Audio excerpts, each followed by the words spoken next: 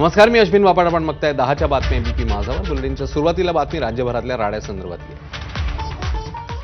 नगर परिषदा आणि नगरपंचायतींचे निकाल लांबल्याचे पडसाद राज्यभरात ठिकठिकाणी पाहायला मिळतात. जवळपास 15 ते 20 दिवस मतपेट्या स्ट्रॉंग रूममध्ये बंद असणार आहेत. मात्र बंद मतपेट्यांवरून ठिकठिकाणी कार्यकर्ते भिडले आहेत. सांगलीमधल्या आष्टा नगर परिषदेत मतदानाचा टक्का वाढवल्याचा आरोप करत शरद पवारांची राष्ट्रवादी आणि शहर विकास आघाडी ही आक्रमक झाली. स्ट्रॉंग रूमच्या समोर शेकडो कार्यकर्त्यांनी जोरदार गोंधळ घातला, तर स्ट्रॉंग रूमच्या ठिकाणी सुरक्षा यंत्रणा नसल्याचा आरोपही झाला. राडा, वादावादी, हाणामारी आणि गोंधळात काल नगर परिषदा आणि नगरपंचायत निवडणुका पार पडल्या, ज्याचे पडसाद सलग दुसऱ्या दिवशी पाहायला मिळाले.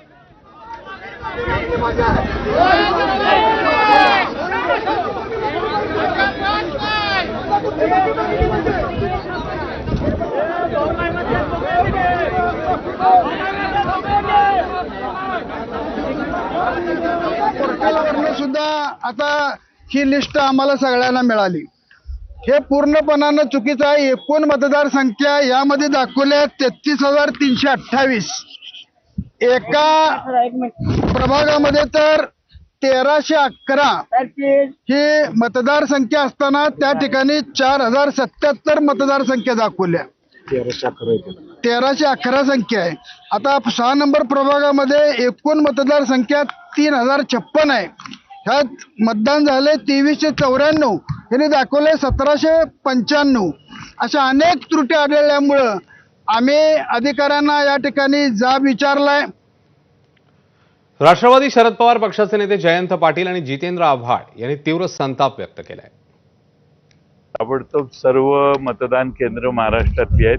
तिथं बाहेरच्या कॅम्पसमध्ये कॅमेरे लावावेत, आत कॅमेरे लावावेत आणि त्याचा डिस्प्ले LCD वर बाहेर कंपाऊंडच्या बाहेर जनतेच्या समोर ठेवावा.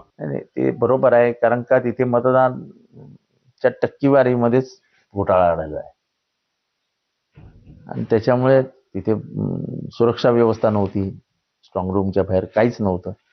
त्यामुळे आक्षेप घेऊन कार्यकर्ते आक्रमक झालेत आणि कार्यकर्ते भडकणार ना. शेवटी सगळी मेहनत पाण्यात जाणार दिसतंय आणि ह्या चोरी, ह्या सरकारी यंत्रणेचा वापर करायचा आणि त्याच्यातनं हे घोटाळे करायचे, हे काय बरोबर नाही. ईव्हीएमशी छेडछाडीच्या आरोपावरून आक्रमक झालेल्या विरोधकांना भाजप नेते आणि मंत्री बावनकुळेंनी उत्तर दिलं. स्ट्रॉंग रूममध्ये असतं प्रचंड त्या ठिकाणी सरकार म्हणजे राज्य निवडणूक आयोग काळजी घेतं, पोलीस काळजी घेतं.